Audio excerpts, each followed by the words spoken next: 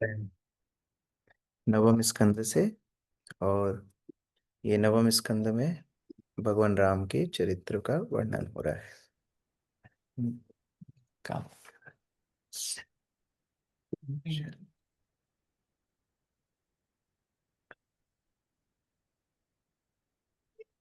श्लोक संख्या 10।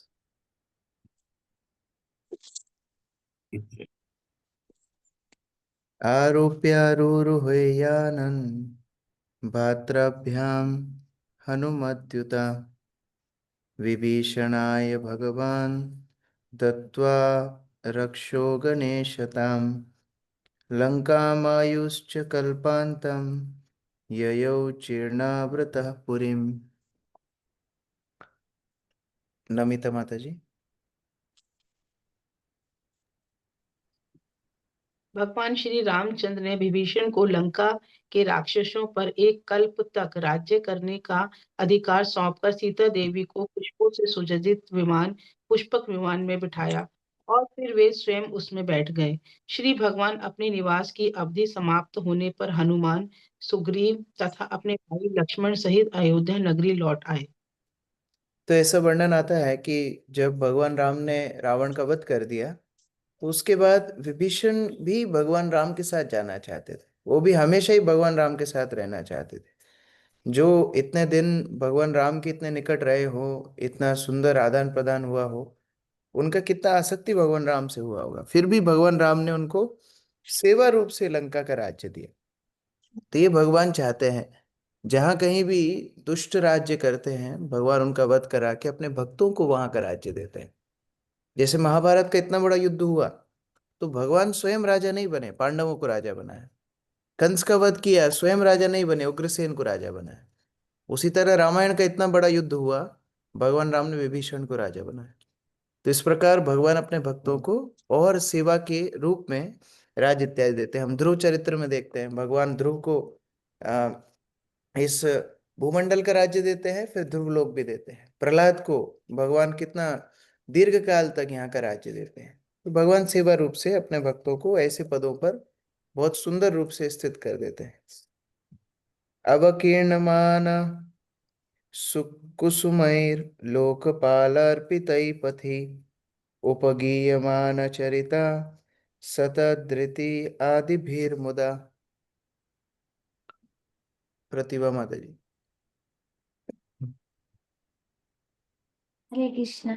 जब भगवान श्री रामचंद्र अपनी राजधानी अयोध्या नगरी लौटे तो मार्ग पर लोकपालों ने उनके स्वागत में उनके ऊपर सुंदर सुगंधित फूलों की वर्षा की और ब्रह्मा तथा अन्य देवताओं जैसे महापुरुषों ने अत्यंत प्रसन्न होकर श्री भगवान के कार्यों का यशोगान किया। हरे कृष्ण। तो लोकपाल सामान्यतः राजाओं को बोलते हैं। दोनों दृष्टि में जो देवता है उनको भी लोकपाल बोला जाता है, और क्योंकि वो अलग अलग लोक और अलग अलग ग्रहों के राजा होते हैं।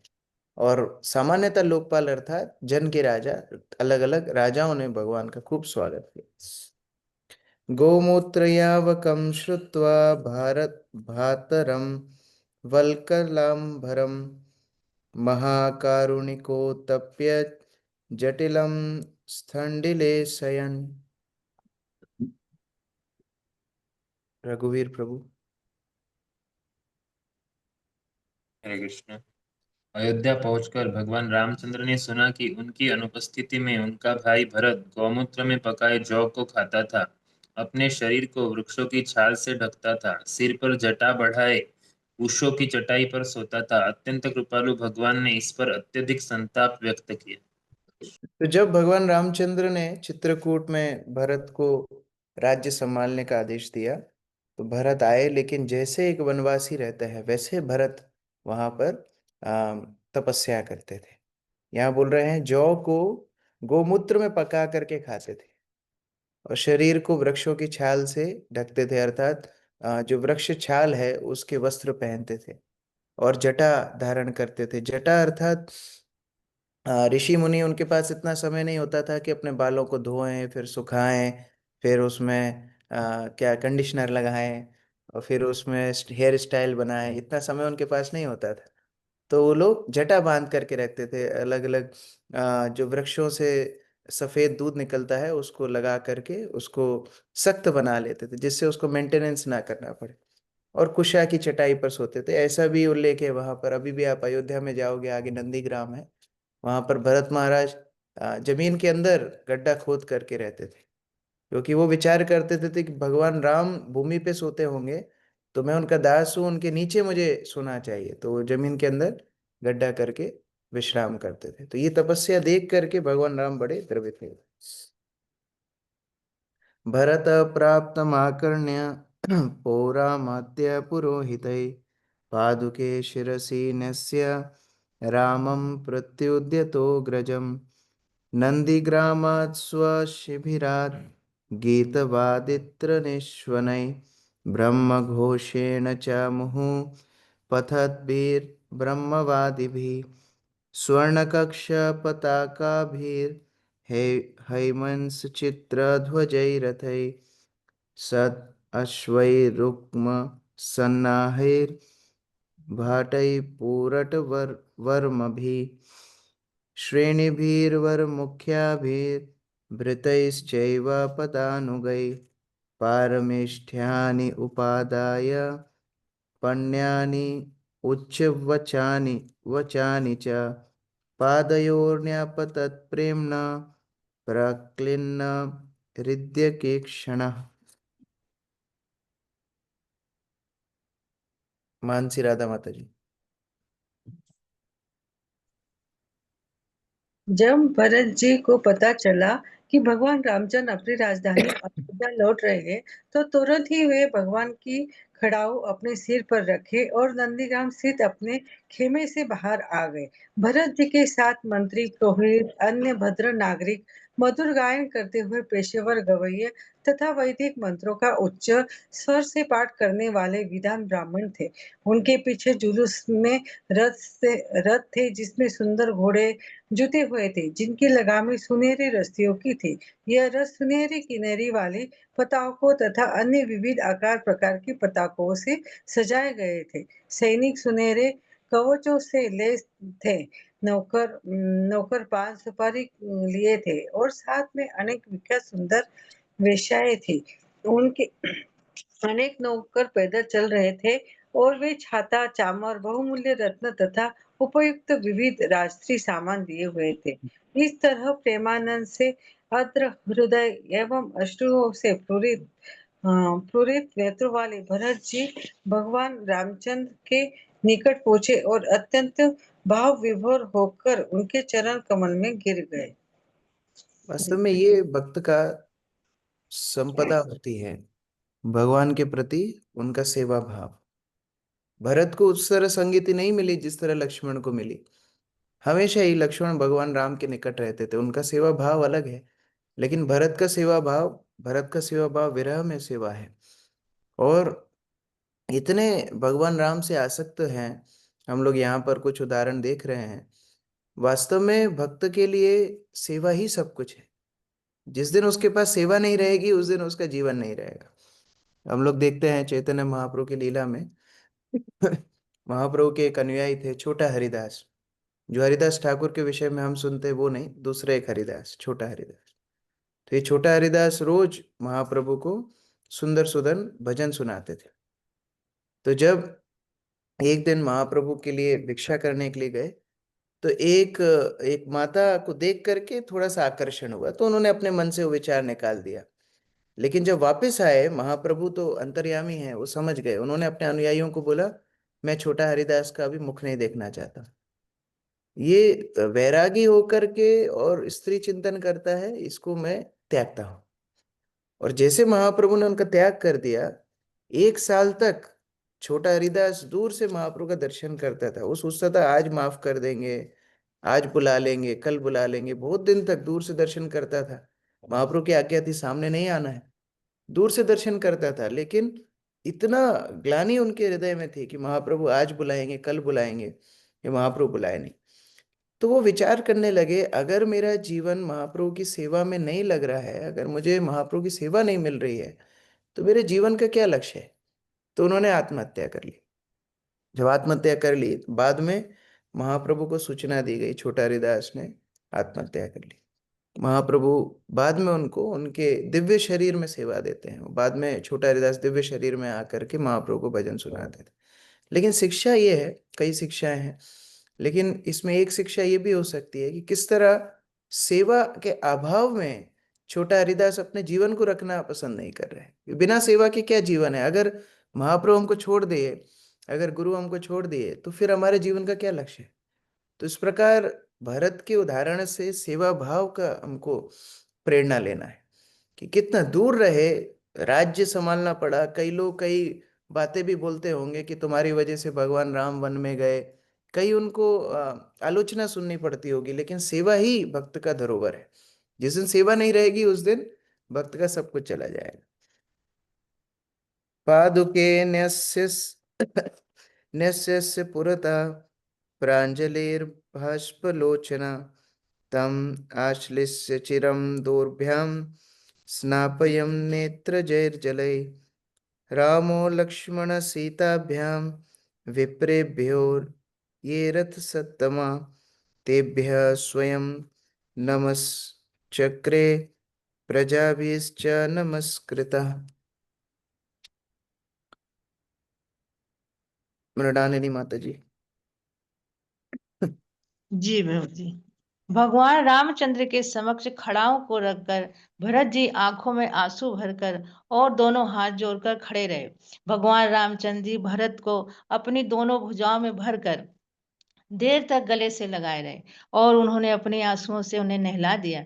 तत्पश्चात सीता देवी तथा लक्ष्मण के साथ रामचंद्र ने विद्वान ब्राह्मणों तथा परिवार के गुरुजनों को नमस्कार किया। समस्त अयोध्या वासियों ने भगवान को सादर प्रणाम किया। हरे कृष्ण। और सेवा के लक्ष्य क्या है? सेवा का लक्ष्य है भगवान को, गुरु को प्रसन्न करना। कई बार सेवा मनमाने ढंग से भी हम लोग करते हैं, नहीं मुझे ये सेवा करनी है, भले ही वैष्णव नाराज हो जाए, भले ही दूसरे वैष्णव को हृदय में कितना ही कष्ट हम पहुंचा दें, वो सेवा सेवा नहीं है। वो सेवा भगवान को चुभती है। भरत की सेवा अनुकूल सेवा है। भरत की सेवा से भगवान इतने प्रसन्न हुए, यहाँ पर हम देख पा रहे हैं भगवान आलिंगन कर रहे हैं, और भगवान को भी अश्रुओं से इतना भाव विभोर हम देख पा रहे हैं श्लोक के माध्यम से। तो भरत की आंखों में आंसू है, भगवान की आंखों में भी आंसू है, और इतना भाव विभोर भगवान हो रहे हैं कि मानो अभिषेक कर रहे हो। तो इस प्रकार से हम लोग देख सकते हैं सेवा की सार्थकता है गुरु को, कृष्ण को प्रसन्न करना, ना कि केवल मेरी सेवा हो जाए बस बाकी जिसको मैं जो बोलूंगा वो मेरा अधिकार है। नहीं, अगर वैष्णव हमसे रुष्ट हो रहे हैं अर्थात हमारी सेवा प्रतिकूल दिशा में जा रही। धुन्वंत उत्तरा संगान पतिम भिक्षा चिरागतम उत्तरा कौशला माल्ये किरंतो नृतुर्मुदा। रानू माता जी पढ़ो।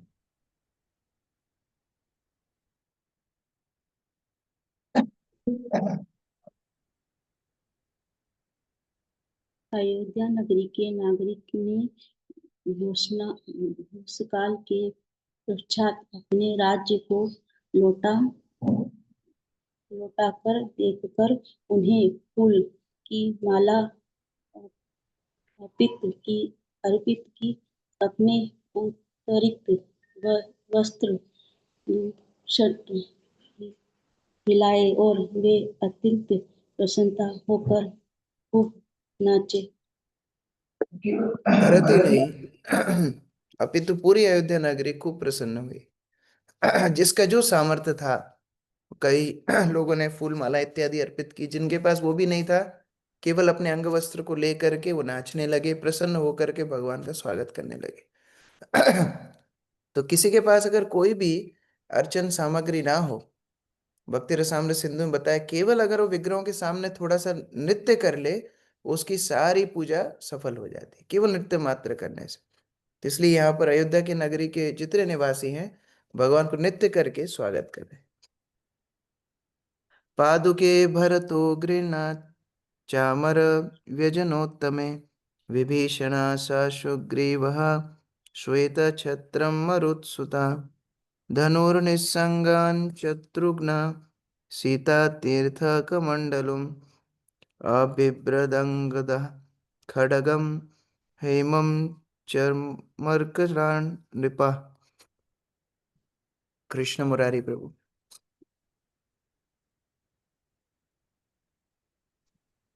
हरे कृष्णा प्रभु। हे राजन, भगवान भरत भगवान श्री राम की खड़ाऊ लिए थे। सुग्रीव तथा विभीषण चंवर तथा सुंदर पंख लिए थे। हनुमान सफेद छाता लिए हुए थे। शत्रुघ्न धनुष तथा 2 तूणी लिए थे तथा सीता देवी तीर्थ स्थानों के जल से परिपूर्ण कलश लिए थी। अंगद तलवार लिए थे और रक्षराज जाम्बवान सुनहरी ढाल लिए थे। हरे राम कृष्ण। दरबार का वर्णन दे रहे हैं। पुष्पकस्थनोनुटो स्त्रीभिः स्तूयमानश्च वन्दिभिः विरेजे भगवान् राजन् ग्रहिश्चन्द्र इवोदितः। अंकित निगम प्रभु।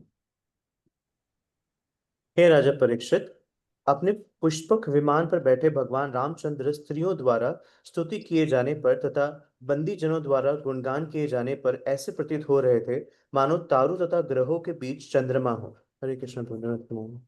भ्रात्राभिनन्दितः सोऽथ सोत्सवां प्राविशत् पुरीं प्रविश्य राजभवनं गुरुपत्नी स्वमातरं गुरून् व्यस् व्यस्यावरजान् पूजिता प्रत्यपूजयत् वैदेही लक्ष्मणश्चैव यथावत् समुपेयतु। शुभम हनोतिया प्रभु। हरे कृष्ण प्रभु जी। तत्पश्चात अपने भाई भरत द्वारा स्वागत किए जाकर भगवान रामचंद्र एक उत्सव के बीच अयोध्या नगरी में प्रविष्ट हुए। जब वे महल में घुसे तो उन्होंने कैकेयी तथा महाराज दशरथ की अन्य पत्नी एवं अपनी माता कौशल्या इन सभी माताओं को नमस्कार किया। उन्होंने अपने गुरुओं को यथा वशिष्ठ को भी प्रणाम किया। उनके हम उम्र मित्रों तथा उनसे कम आयु वाले मित्रों ने उनकी पूजा की तो उन्होंने भी उनका अभिवादन किया। लक्ष्मण तथा सीता देवी ने भी वैसा ही किया। इस प्रकार वे सभी महल में प्रविष्ट हुए। इससे एक बात पता पड़ती है, भगवान राम के भी कुछ मित्र थे, है ना। हम लोग कई बार सोचते हैं हम इतने बड़े हैं, हमारे कोई मित्र की आवश्यकता नहीं है, सब हमको सम्मान करें। लेकिन वास्तव में हर स्थिति में व्यक्ति को कुछ मित्रों की आवश्यकता होती है। वैष्णव समाज में विशेषतः व्यक्ति को मैत्रीपूर्ण संबंध वैष्णवों से बनाने चाहिए। जो वरिष्ठ हैं उनकी बात अलग है, उनसे तो सम्मानपूर्ण आदान प्रदान होना चाहिए। लेकिन विशेषतः जिन भक्तों के साथ हम सेवा करते हैं उनके साथ मैत्रीपूर्ण संबंध होने चाहिए। यही हमारी संपदा है। अकेले रह करके भक्ति में रस आएगा ही नहीं। कई कई साल हम लोग श्रवण करते जाएंगे, लेकिन हृदय में वो जो प्रेम या जो ऊर्जा या उत्साह आना चाहिए, वो उत्साह नहीं आएगा जब तक भक्तों के साथ मैत्रीपूर्ण संबंध नहीं होंगे। ये हमको बहुत विचार करना चाहिए। पुत्रान् स्वमातरस्तस्तु प्राणांस्तन्वयोत्थिता आरोप्याङ्के भिंशचन्त्यो बाष्पोघैर्विजहुः शुचः। किरण माता जी। हरे कृष्ण। अपने मित्रों को देखकर श्री रामचंद्र, लक्ष्मण, भरत तथा शत्रुघ्न की माताएं उन्होंने तुरंत उठ खड़ी हुई, मानो मृत शरीर में चेतना आ गई हो। माताओं ने अपने पुत्र को अपने गोद में भर लिया और उन्होंने आंसुओं से नहलाकर अपने कालीन विषण के संतपा से छुटकारा पाया। हरे कृष्ण। यहाँ पर बता रहे हैं माताएं, और प्रभुपाद शब्दार्थ में बोल रहे हैं कैकई भी आई। तो सारी माताओं ने खूब आलिंगन किया, खूब वात्सल्य से भगवान का स्वागत किया। जटा निर्मुच्य विधिवत कुलावृद्धैः समं गुरु अभ्यासिंच यथैवेन्द्रं चतुसिंधु जलादिभिः। रुद्राक्षी माता जी। हरे कृष्णा प्रभु जी, दंडवत प्रणाम। कुल गुरु वशिष्ठ ने भगवान रामचंद्र के सिर की जटाएं मुड़वा दी। तत्पश्चात कुल के गुरुजनों के सहयोग से उन्होंने चारों समुद्रों के जल तथा अन्य सामग्रियों के द्वारा भगवान रामचंद्र का अभिषेक उसी तरह संपन्न किया जिस तरह राजा इंद्र का हुआ था। हरे कृष्णा। एवं कृता शिरः स्नान सुवासः स्वर्गी अलंकृता स्वलंकृतये सुवासोभिर्भातृभिर्भार्यया बभौ। शिवानी माता जी। कुल गुरु भली भांति स्नान करके तथा अपना सिर झुटा करके भगवान रामचंद्र ने अपने आप को सुंदर वस्त्रों से सज्जित और एक माला तथा आभूषणों से अलंकृत किया। इस प्रकार वे अपने ही समान वस्त्र तथा आभूषण धारण किए अपने भाइयों तथा पत्नी के साथ अत्यंत तेजोमय लग रहे थे। अग्राहीदासनं भ्रात्रा प्रणिपत्य प्रसादितः प्रजा स्वधर्मनिरता वर्णाश्रमगुणान्विता जुगोपपितृवद्रामो मेनिरे पितरं च तम्। हरि ओम प्रभु।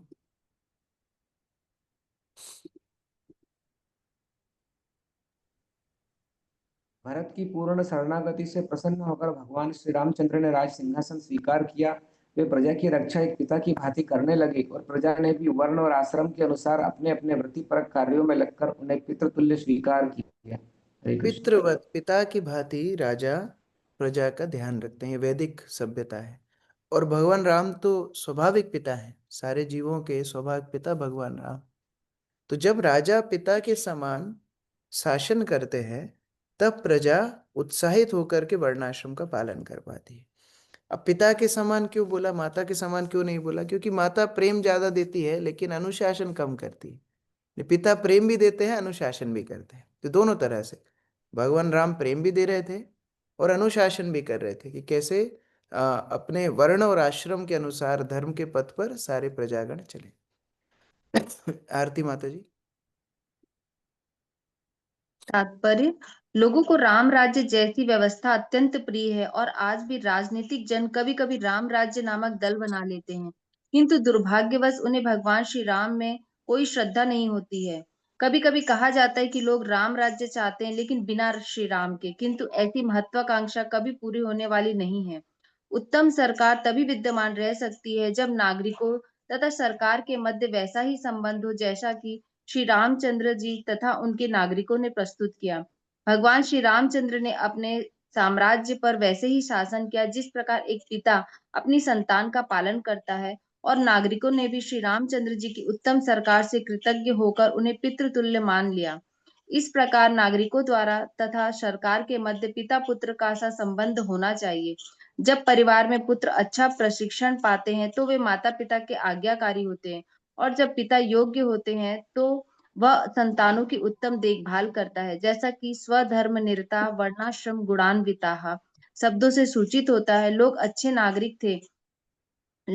नागरिक थे क्योंकि उन्होंने वर्ण तथा आश्रम व्यवस्था स्वीकार की थी, जिसके अनुसार समाज में ब्राह्मण, क्षत्रिय, वैश्य तथा शूद्र नाम के 4 वर्ण तथा ब्रह्मचर्य, गृहस्थ, वानप्रस्थ तथा संन्यास नामक 4 आश्रम होते हैं। यह वास्तविक मानव सभ्यता है। लोगों को विभिन्न वर्णाश्रम धर्मों के अनुसार प्रशिक्षण दिया जाना चाहिए, जैसा कि श्रीमद् भगवद गीता में पुष्टि की गई है। चातुर्श्रेष्ठ गुण कर्म विभाग सह, 4 वर्णों की स्थापना विभिन्न गुणों एवं कर्मों के अनुसार की जानी चाहिए। उत्तम सरकार का प्रथम सिद्धांत यह है कि वह इस वर्णाश्रम प्रणाली का कार्यान्वित करे। वर्णाश्रम का उद्देश्य लोगों को श्री भगवान के प्रति सजग ईश भावना भावित होने हेतु प्रेरित करना है। वर्णाश्रमाचारवता पुरुषेण परः पुमान् विष्णु आराध्यते। समूची वर्णाश्रम प्रणाली लोगों को वैष्णव बनाने हेतु है। विष्णुरस्य देवता, जब लोग भगवान श्री विष्णु को सर्वेश्वर भगवान मानकर पूजते हैं तो वे वैष्णव कहलाते हैं। उसी प्रकार से वर्णाश्रम प्रणाली के माध्यम से लोगों को वैष्णव बनने की शिक्षा दी जानी चाहिए, जिस प्रकार श्री रामचंद्र जी के राज्य काल में प्रत्येक मनुष्य को वर्णाश्रम प्रणाली का पालन करने हेतु शिक्षित किया जाता था। वर्णाश्रम बहुत ही व्यवहारिक व्यवस्था है। इस वर्णाश्रम में व्यक्ति के गुणों के अनुसार जब उसको प्रशिक्षण दिया जाता था, तो हर व्यक्ति एक स्थान के लिए होड़ नहीं करता था। अभी हर व्यक्ति एक स्थान के लिए होड़ करता है। जैसे मानो लोग जॉब कर रहे हैं, तो अभी हर व्यक्ति को बॉस बनना है, और बॉस भी ये सोचता है कि क्योंकि मैं इस ओहदे पर बैठा हूं, तो जितने मेरे नीचे लोग हैं उनका ज्यादा से ज्यादा मैं शोषण करूं। कोई अगर किसी अपने जूनियर को मदद भी करता है, तो उसके अंदर लोभ होता है कि आगे जाकर के ये मेरी बात मानेगा, मैं जो बोलूंगा वो कार्य करेगा। क्योंकि बहुत संकीर्ण हमने व्यवस्था को कर दिया। अभी उसी प्रकार से भक्त समाज में भी जब हम प्रवेश करते हैं, हम लोग तो भक्त समाज के संदर्भ में ही शिक्षा ले रहे हैं, तो भक्त समाज में भी ये वर्णाश्रम परक हमारे धर्म को हमको पालन करना चाहिए। कैसे? हर व्यक्ति, जैसे मैनेजमेंट रिलेटेड सर्विसेज है, तो वो क्षत्रिय सर्विसेज है। हर व्यक्ति को क्षत्रिय बनने की आवश्यकता नहीं है। हर व्यक्ति का स्वभाव अलग अलग होता है। जैसे कुछ भक्त लोग गाने में बड़े निपुण हैं, उनको अपनी प्रगति उस दिशा में करनी चाहिए और सुंदर सुंदर भजन सीखें, कई वाद्य यंत्र बजाना सीखें। कई भक्त लोग प्रचार अच्छा करना जानते हैं, कई भक्त लोग भोजन बनाना अच्छा जानते हैं, कई भक्त अलग अलग अपने गुणों को पहचान करके भगवान की सेवा करना चाहिए। जरूरी नहीं है हर सेवा हर व्यक्ति कर पाए। और ये समझ करके अगर हर व्यक्ति एक दूसरे को मदद करेगा, तो हम एक तरह से दैवी वर्णाश्रम, भगवान की सेवा के लिए वर्णाश्रम का आश्रय ले पाएंगे। बहुत सुंदर रूप से भगवान राम एक एक प्रजाजन को उस प्रकार से प्रेरित कर रहे हैं। परमवीर प्रभु। मात्र कानूनों और अध्यादेशों के बल पर नागरिकों को आज्ञाकारी और कानून पालक नहीं बनाया जा सकते। यह असंभव है। विश्व भर में न जाने कितने राज्य, विधानसभाएं तथा संसदें हैं, फिर भी लोग चोर तथा उचक्के हैं। अतः उत्तम नागरिकता लादी नहीं जा सकती, अपितु नागरिकों को प्रशिक्षित किया जाना चाहिए। जिस प्रकार केमिकल इंजीनियर, वकील या ज्ञान के अन्य विभागों में विशेषज्ञ बनने हेतु छात्रों के प्रशिक्षणार्थ स्कूल तथा कॉलेज होते हैं, उसी प्रकार विद्यार्थियों को ब्राह्मण, क्षत्रिय, वैश्य, शूद्र, ब्रह्मचारी, गृहस्थ, वानप्रस्थ तथा सन्यासी बनने की शिक्षा देने हेतु विद्यालय तथा महाविद्यालय होने चाहिए। इससे उत्तम नागरिकता की प्रारंभिक शर्तें पूरी होंगी। वर्णाश्रम गुणान्वितता। सामान्य रूप से यदि राजा या राष्ट्रपति राजश्री होते हैं, तो प्रजा तथा मुख्य कार्यकारी के मध्य का संबंध स्पष्ट हो जाएगा और राज्य में किसी प्रकार की हानि की संभावना नहीं रहेगी, क्योंकि चोर उचक्के की संख्या घट जाएगी। किंतु कलयुग में वर्णाश्रम प्रणाली की उपेक्षा होने के कारण मनुष्य सामान्यतः चोर और उचक्के बन जाते हैं। प्रजातांत्रिक प्रणाली में ऐसे चोर तथा उचक्के अन्य चोर उचक्के से पैसा इकट्ठा करते हैं, जिससे प्रत्येक सरकार में अव्यवस्था उत्पन्न हो जाती है और कोई भी सुखी नहीं रहता। किंतु यहाँ भगवान श्री रामचंद्र के राज्य में उत्तम सरकार का उदाहरण मिलता है। यदि मनुष्य इस उदाहरण का अनुसरण करे, तो संपूर्ण विश्व में उत्तम सरकार बन जाएगी। वर्तमानिक व्यवस्था में केवल और केवल धन को ही प्रगति का मापन बताया गया है। लेकिन श्रील प्रभुपाद बोलते थे कि I am making Brahmanas, ISKCON के माध्यम से कुछ ब्राह्मणों की सृष्टि कर रहा हूं। अर्थात वो धन को लक्ष्य करके अपना जीवन नहीं जिएंगे, वो ये लक्ष्य करेंगे कि कैसे वो ज्यादा से ज्यादा लोगों को आध्यात्मिक शिक्षा दे पाए। तो इतने लोग वैसे ही रेस से बाहर हो गए। उसके बाद जो क्षत्रिय धर्म आगे जाकर के अपनाएंगे, वो प्रजा की सेवा के लिए राज्य करेंगे। और प्रभुपाद की कृपा से ये सारे देवी वर्णाश्रम का पुनः स्थापना होगी। त्रेतायाम वर्तमानायाम कालः कृत समो भवत्, रामे राजने धर्मज्ञे सर्वभूत सुखावहे। रेखा माता जी पढ़िए। भगवान रामचंद्र त्रेता युग में राजा बने थे, किंतु उनकी सरकार अच्छी होने से वह युग सतयुग जैसा था। प्रत्येक व्यक्ति धार्मिक एवं पूर्ण सुखी था। मुख्य बात है कि जो जो नेता होता है या जो नेतृत्व करने वाले वैष्णव होते हैं, उनके आश्रय में सारी वस्तुओं की दशा बदलती है। बाहर जो भी स्थिति हो, बाहर कलयुग चल रहा हो, त्रेता युग चल रहा हो, जो भी चल रहा हो, जहाँ आश्रय है वरिष्ठ का, जहाँ आश्रय है शुद्ध भक्त का, उनके आश्रय में अनुकूल परिस्थितियां अपने आप सृजित हो जाती हैं। तात्पर्य श्याम गोविंद प्रभु जी। चारों युग में से कलयुग सबसे निकृष्ट है, किंतु यदि वर्णाश्रम धर्म की विधि लागू कर दी जाए तो इस कलयुग में भी सतयुग जैसी परिस्थिति लाई जा सकती है। हरे कृष्ण आंदोलन या कृष्ण भावनामृत आंदोलन इसी प्रयोजन के निमित्त है। कलो दोष निधे राजन अस्ति एक महान गुण कीर्तनादेव कृष्णस्य मुक्त संग परम व्रजेत। हे राजन, यद्यपि कलयुग दोषों से पूर्ण है, फिर भी इस युग में एक उत्तम गुण यह है कि केवल हरे कृष्ण महामंत्र का कीर्तन करके मनुष्य भवबंधन से छोड़ सकता है और दिव्य धाम को जा सकता है। भागवत 12:3-51। यदि लोग हरे राम कीर्तन के इस आंदोलन को स्वीकार कर ले तो वे अवश्य ही कलयुग के कलमश से मुक्त हो जाएंगे और इस युग के लोग सतयुग जैसे ही सुखी हो सकेंगे। कोई भी व्यक्ति कहीं भी रहकर इस हरे कृष्ण आंदोलन को ग्रहण कर सकता है। उसे केवल हरे कृष्ण महामंत्र का कीर्तन करना, विधि विधानों को मानना तथा पापी जीवन के कलमश से मुक्त होना होगा। यदि कोई पापी जीवन को तुरंत नहीं छोड़ सकता, किंतु यदि वह भक्ति तथा श्रद्धा पूर्वक हरे कृष्ण महामंत्र का कीर्तन करता है तो वह अवश्य ही सारे पापमय कर्मों से छूट जाएगा और उसका जीवन सफल हो जाएगा। परम विजेते श्री कृष्ण संकीर्तनम, यह भगवान रामचंद्र का आशीष है कि वे इस कलयुग में और सुंदर रूप में प्रकट हुए हैं। हरे कृष्ण। जिस प्रकार भगवान राम की उपस्थिति से अपने आप सतयुग की सृष्टि हो गई थी, उसी प्रकार भगवान नाम के रूप में जब अवतार लेते हैं, नाम का आश्रय लेके पुनः सतयुग की सृष्टि की जा सकती है। 2 श्लोक और बचे हैं, 2-3। वनानि नद्यो गिरयो वर्षाणि द्वीप सिंधव सर्वे काम दुघा आसन प्रजानान भरतश्रभा। तनिष्क प्रभु पढ़िए।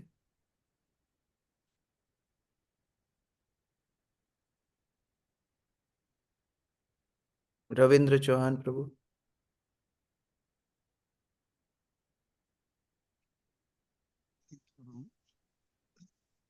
हे महाराज परीक्षित, भरतवंश के श्रेष्ठ श्री भगवान रामचंद्र के राज में सभी वन, नदियां, पर्वत, राज, सातों द्वीप तथा सातों समुद्र सभी जीवों को जीवन की आवश्यक वस्तुएं प्रदान करने हेतु अनुकूल थे। हरे कृष्ण। और क्योंकि धर्मपरायण प्रजा थी, अपने आप प्रकृति अनुकूल हो गई, अपने आप सारी वस्तुएं उनको मिलने लगी। नादि व्याधि जरा क्लानि दुख शोक भयाक्लमा मृत्यु चानिच्छताम नासिद रामे राजानि धोक्षजे। हिमांशी माता जी, अनुवाद तात्पर्य। जब भगवान रामचंद्र इस जगत के राजा थे तो शारीरिक और मानसिक कष्ट, रोग, जी स्क्रीन,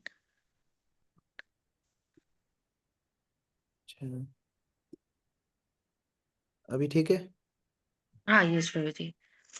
जब भगवान रामचंद्र इस जगत के राजा थे तो सारे शारीरिक तथा मानसिक कष्ट, रोग, बुढ़ापा, विक्षोभ, पश्चाताप, दुख, डर तथा थकावट का नामो निशान न था। यहाँ तक कि न चाहने वाले के लिए मृत्यु भी नहीं थी।